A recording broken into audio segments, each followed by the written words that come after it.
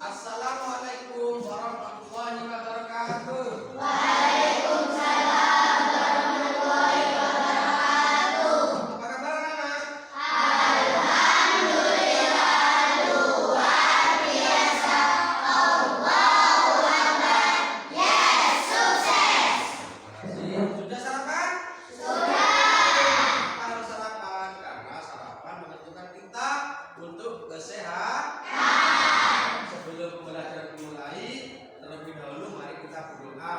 Semoga pembelajaran pagi ini mendapat ridho dari Allah Subhanahu wa Ta'ala. Bagaimana Kak Kevin? Dipimpin berdoanya. Persiapan berdoa mulai. A'udzu billahi minas syaitonir rajim. Bismillahirrahmanirrahim. Asyhadu an la ilaha illallah wa asyhadu anna Muhammadar Rasulullah. Artinya aku bersaksi bahwa tiada Tuhan selain Allah, dan aku bersaksi bahwa Nabi Muhammad adalah utusan Allah. Raditu billahi rabbal wa bil islami dina wa bi Muhammadin nabiyyan wa rasulah. Rabbi zidni ilman warzuqni fahman. Amin ya rabbal alamin. Memberi salam. Assalamualaikum warahmatullahi wabarakatuh. Waalaikumsalam warahmatullahi wabarakatuh. Ya, terima kasih anak-anak. Untuk meningkatkan sikap patriotisme pada diri kita, terlebih dahulu marilah kita menyanyikan lagu Indonesia Raya bersama-sama. Ayo, anak Darida dipimpin temannya untuk menyanyikan Indonesia Raya. Semua kalian berdiri, ayo berdiri, berdiri.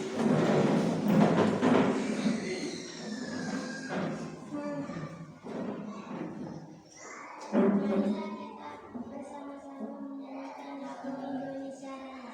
Mari Tuhan 3, 2, 1. Indonesia tanah airku, tanah tumpah darahku.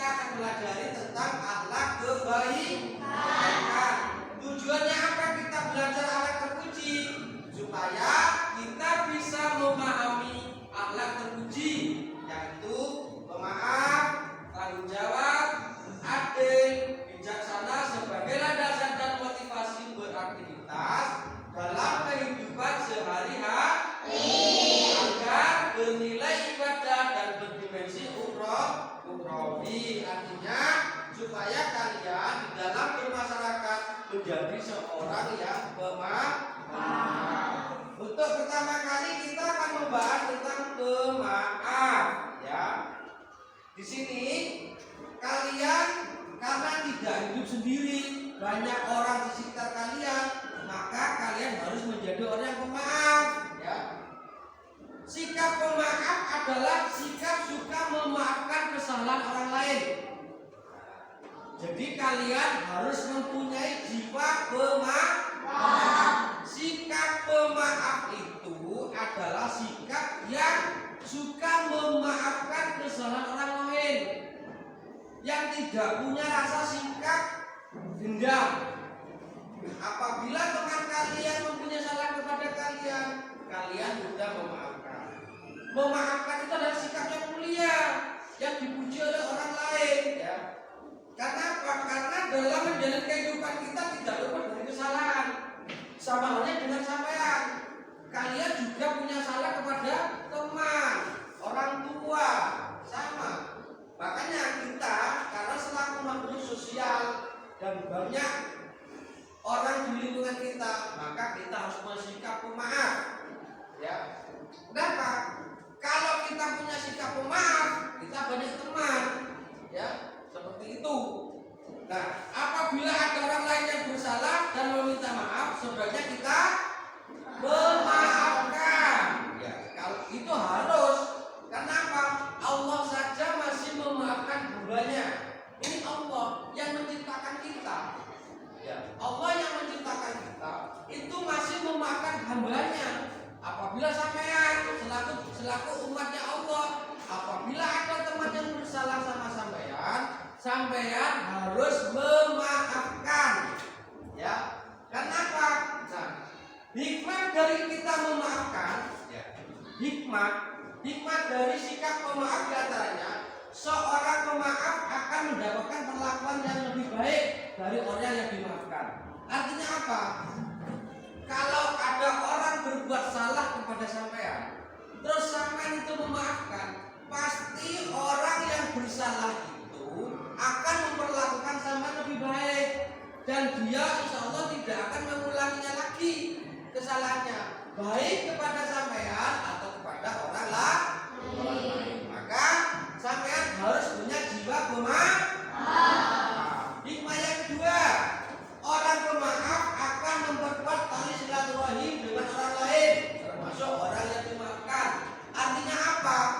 Kalau orang punya sikap pemaaf, maka akan menjalin silaturahim. Artinya apa? Akan menambah saudara, akan menjadi saudara kalian. Apalagi orang yang sudah berbuat salah kepada sampean, terus sampean itu memaafkan, maka akan menjadi bersaudara. Seperti itu, ya. Intinya apa? Karena kita hidup ini bermasyarakat, maka kita tidak boleh berbuat salah. Terus apabila ada orang yang berbuat salah kepada kita, kita harus memaafkan. Jadi hikmah yang ketiga, sikap pemaaf menunjukkan seseorang tersebut bertakwa. Artinya orang yang tidak memiliki sikap pemaaf berarti dia tidak disebut bertakwa dalam arti yang sebenarnya.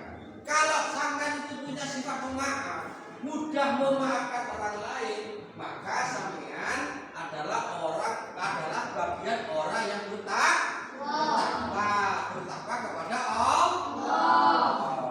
Bisa dimengerti? Oke. Sebelum Pak Pan melanjutkan ke materi berikutnya, apakah ada pertanyaan? Ya, coba Pak. Apa contoh-contoh perilaku pemaaf dalam kehidupan sehari-hari? Oh, contoh-contoh pemaaf dalam kehidupan sehari-hari. Oke. Contoh orang pemaaf dalam kehidupan sehari-hari: 1. Menghindari perilaku sombong. Tidak boleh sombong. Ya. Itu jiwa seorang pemaaf. Kalau kalian masih sombong, itu bukan sikap pemaaf dalam kehidupan sehari-hari. Ya. Contohnya, sampean memaafkan orang lain, tetapi sama kalau bukan saya itu tidak boleh. Itu masih sifat sombong. Yang kedua, meminta maaf atas kesalahan yang telah diperbuat. Kalau kalian berbuat salah kepada siapapun, kalian harus meminta maaf terlebih dahulu sebelum orang lain menyuruh kalian. Yang ketiga, memaafkan kesalahan orang lain dan tidak memandang Jadi memaafkan orang lain tanpa mempunyai rasa dendam, ikhlas dalam hati, ya, ikhlas dalam hati, seperti itu. Jadi sikap pemaaf dalam kehidupan sehari-hari itu yang saya contohkan ada 3. 1. Menghindari perilaku sombong. 2. Meminta maaf atas kesalahan yang diperbuat. 3. Memaafkan orang lain dan tidak memendam rasa benci dalam hati. Baik, untuk selanjutnya kita akan mendengarkan sebuah lagu dulu biar sampai tidak terlalu tegang. Ya, akan coba Bapak untuk ini.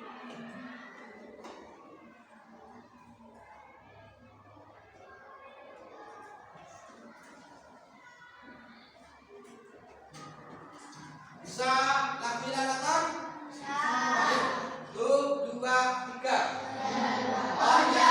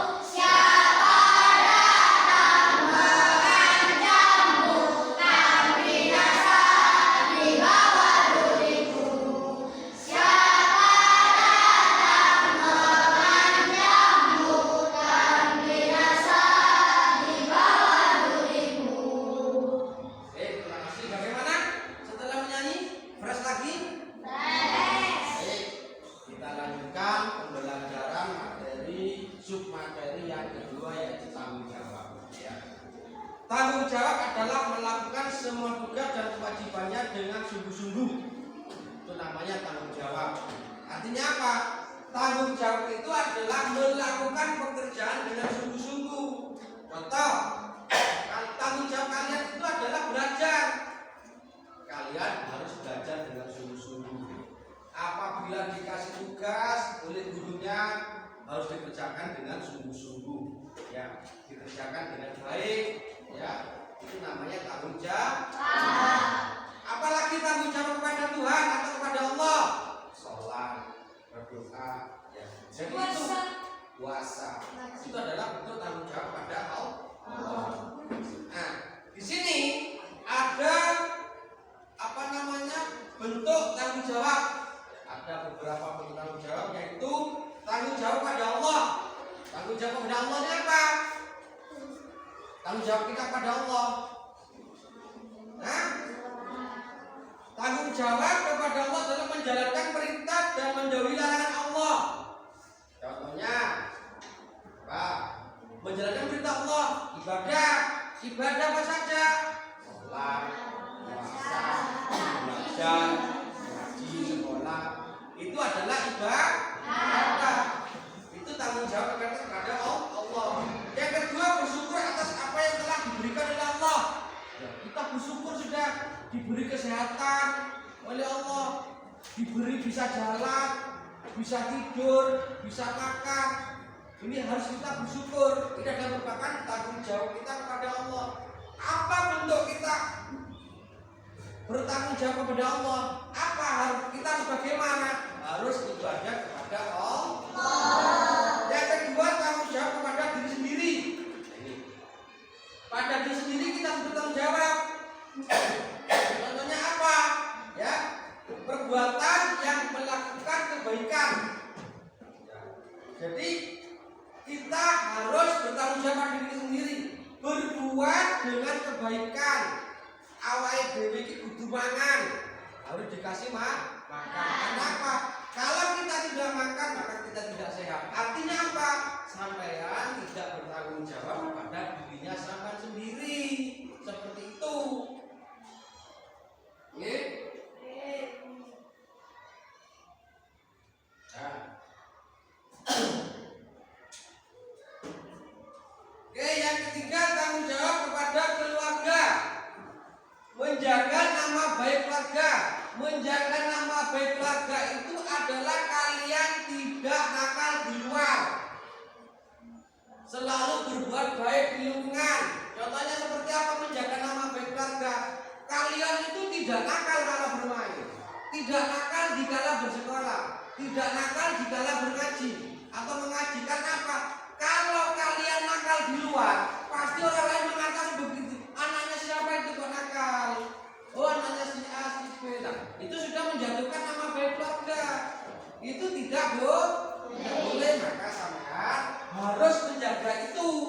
Ya, menjaga nama baik keluarga. Artinya apa? Karena makanya kita akan terpuji, maka sampean harus berbuat akhlak yang baik. Terus mematuhi aturan yang telah ditetapkan oleh keluarga. Mematuhi aturan yang telah ditetapkan oleh keluarga harus kalian patuhi, harus kalian bertanggung jawab. Contohnya apa? Kalau waktunya belajar ya belajar, waktunya kebersihan bersama ya kebersihan bersama. Kalau disuruh tidur jam 9 ya jam 9. Aturannya harus dipatuhi. Katakanlah kalau dulu, ayo bagiannya Galvin mengisi tempat mandi, kamar mandi dia diisi, itu nama jadwal keluarga, harus dipatuhi. Sekarang tanggung jawab yang kelima adalah tanggung jawab pada bangsa dan negara. Tanggung jawab kita kepada bangsa dan negara ini apa?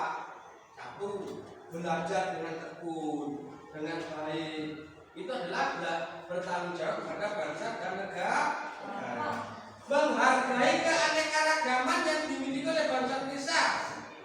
Jadi kita tidak boleh menyalahkan kesenian orang lain. Contohnya orang Bali, kamu ejek-ejek, kamu olok-olok, apa Bali? Bali betul tidak boleh. Karena apa? Karena satu kesatuan. Semua itu adalah keragaman bangsa Indonesia. Semua keragaman yang ada di Indonesia ini adalah kekayaan Indonesia. Harus kita hormati, ya. Menjaga persatuan dan kesatuan bangsa. Artinya apa tadi? Menjaga kesatuan dan persatuan, kita tidak boleh bertengkar antara yang satu dengan yang lain seperti itu, ya. Nah, kita harus tahu hikmah dari perbuatan kita memiliki rasa tanggung jawab.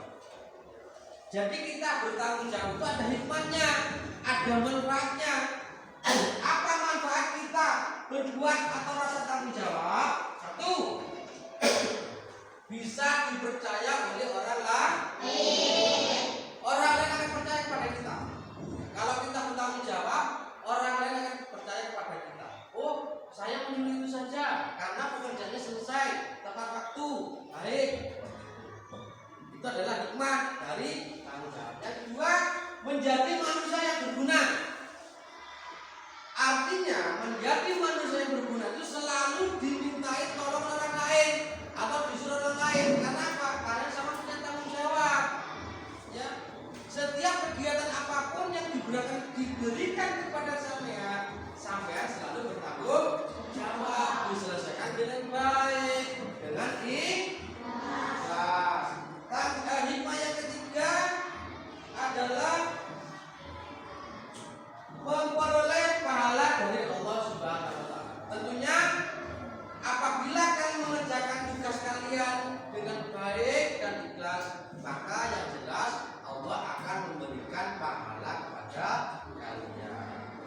beberapa materi tanggung jawab ini, apakah kalian sudah dimengerti? Kalau sudah, apakah ada pertanyaan? Ada pertanyaan. Oh, ciri-ciri tanggung jawab. Baik, ciri-ciri tanggung jawab itu ada 8. Dicatat ya, biar kalian enak nanti. Ciri-ciri tanggung jawab 1.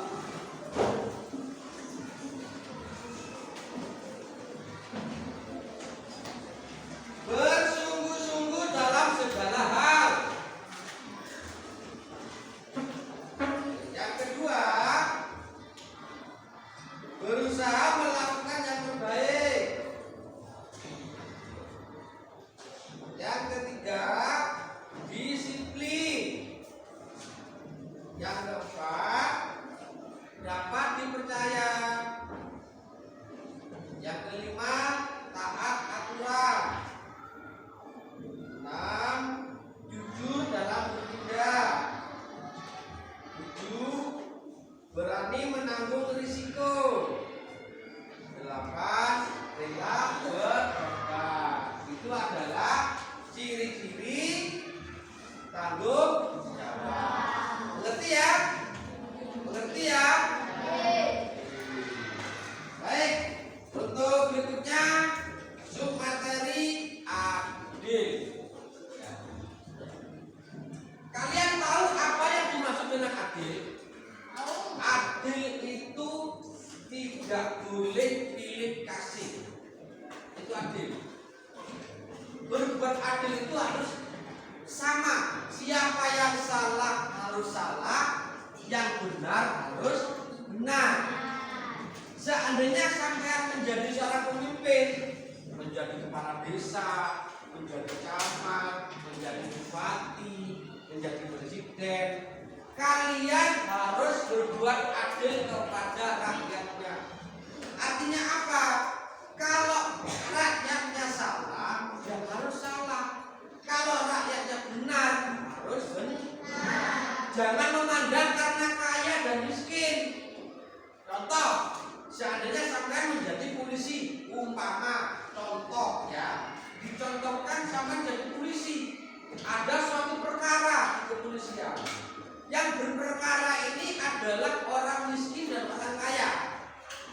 Orang kaya yang punya salah, orang miskin yang diancam. Nah, karena orang kaya ini pakai uang ke polisi, ke sampean, terus yang si miskin tidak pakai uang, maka yang menurut sampean yang benar yang mana? Yang miskin. Sampean harus membela yang benar, meskipun dia miskin tetapi benar. Ini kaya tetapi salah. Inilah yang dinamakan adil. Adil dengan bagi rata itu tidak sama. Kalau adil itu sesuai dengan tugasnya. Contoh, menjadi seorang panitia. Panitia apapun sudah ada pembagian honor. Honor itu pembagian bayaran atau gaji. Yang dia bekerjanya itu hasilnya dapat lebih banyak HR-nya, honornya. Tetapi yang tidak bekerja sama sekali itu mendapat sedikit. Itu kalau adil. Nah, kalau dibagi rata, ada jajan 10, ada kue 10, ada temannya 10, maka kue ini dibagi satu-satu. Ini namanya dibagi rata. Nah, kalau dibagi adil tidak. Siapa yang giat, maka dia mendapatkan yang lebih banyak. Nah, dari submateri adil ini ada beberapa manfaat orang yang bersikap adil. Di antaranya mendatangkan ridho Allah Subhanahu wa taala, ya. Memperoleh keberkahan hidup, mendapatkan kebahagiaan batin, disenangi banyak orang, mendapatkan kesejahteraan hidup baik di dunia maupun di akhirat. Juga terwujudnya masyarakat yang tentram, aman dan damai. Itulah adalah salah satu beberapa manfaat orang yang bersikap adil. Bisa dimengerti dari pengertian sikap adil? Bisa. Nah, kalau bisa dimengerti,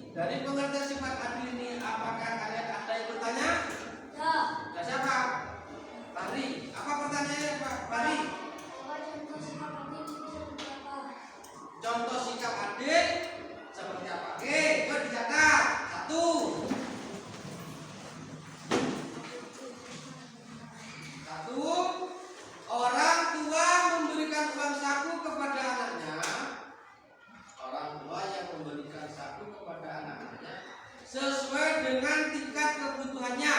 Artinya begini, orang tua memberikan sapu kepada anaknya sesuai dengan tingkat kebutuhannya. Contohnya, antara kalian punya saudara 3, kakak kalian sudah sekolah SMP, kalian sekolah di madrasah, adik kalian sekolah di TK. Nah, uang sakunya ini tidak sama. Kalau yang SMP lebih besar, terus yang madrasah itu sedang, yang TK lebih kecil. Karena apa? Kebutuhannya sudah berbeda. Katakanlah begini, kalau kakak kalian sekolah SMP sakunya 10.000, sampean 5.000, adiknya 3.000. Itu namanya adil. Nah, kalau dibagi rata semuanya 5.000-an, itu bukan sikap adil. Itu namanya sikap bagi rata. Nah, kalau adil sesuai dengan kebutuhan, seperti saya tadi, yang SMP 10.000, SD-nya atau MI-nya 5.000, TK-nya 3.000. Sikap adil kedua, memberikan bantuan kepada orang yang lebih membutuhkan. Memberikan bantuan kepada orang yang lebih membutuhkan. Contohnya, sampean punya makanan, temannya tidak punya makanan. Sampean berteman 4 anak, yang satu tidak bawa makanan. Biar lebih adil, kalian harus membagikan makanan kepada temannya yang tidak bawa itu. Ya, paham ya? Yang ketiga, menolong orang yang sedang dilanda bencana tanpa pandang bulu. Menolong orang yang tertimpa bencana tanpa memandang bulu begini. Sama seperti tadi.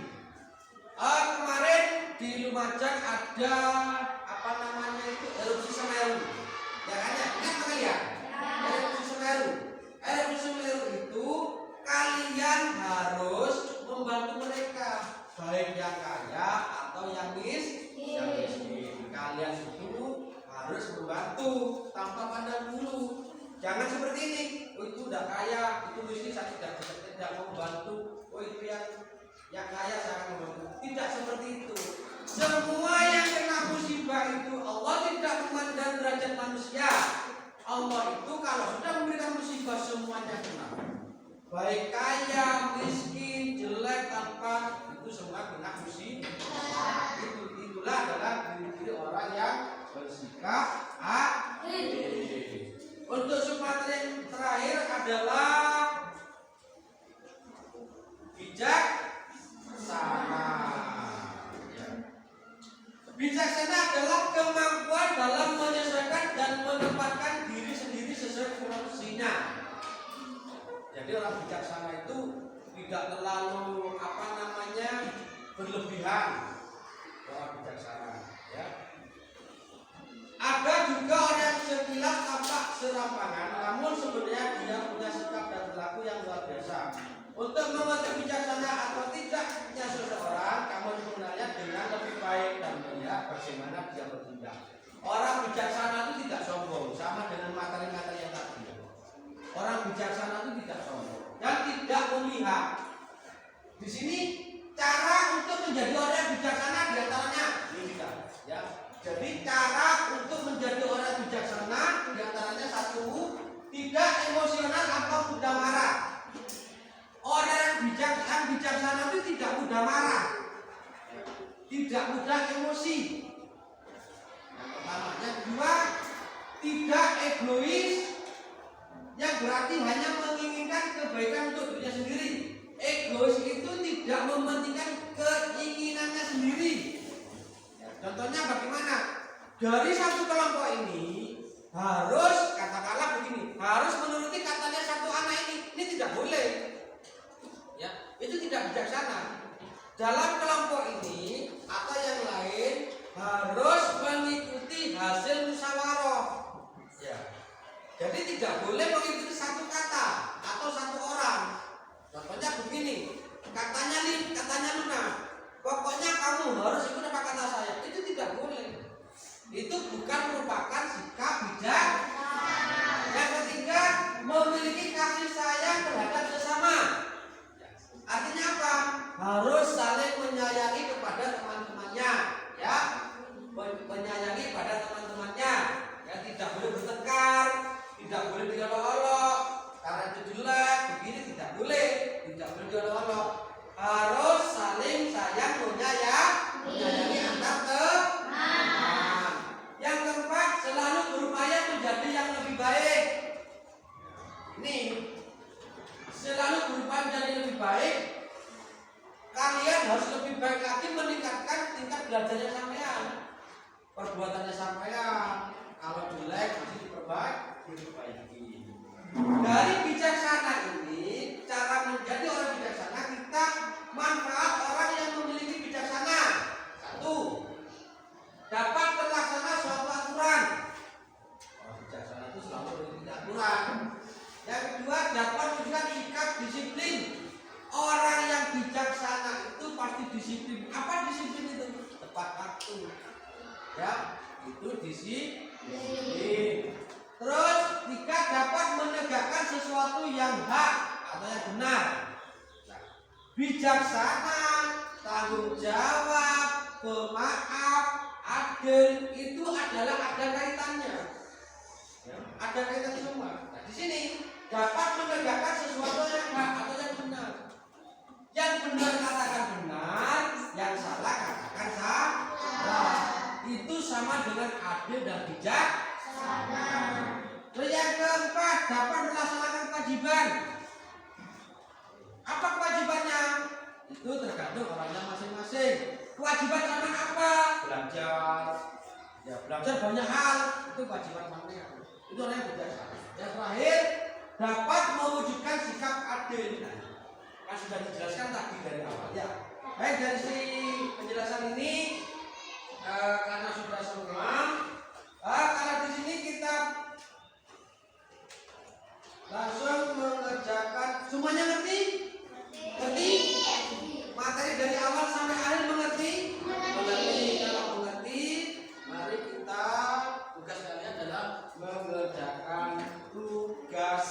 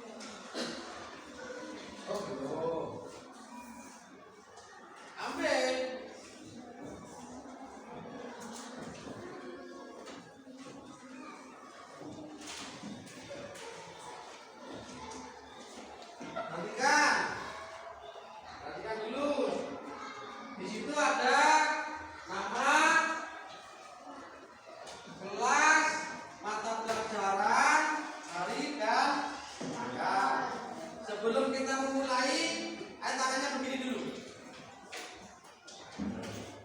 Kalau kau suka hati bilang Allah, Allah. Kalau kau suka hati bilang Allah, Allah. Kalau kau suka hati, mari kita lakukan. Kalau kau suka hati bilang Allah, Allah. Oke, kerjakan.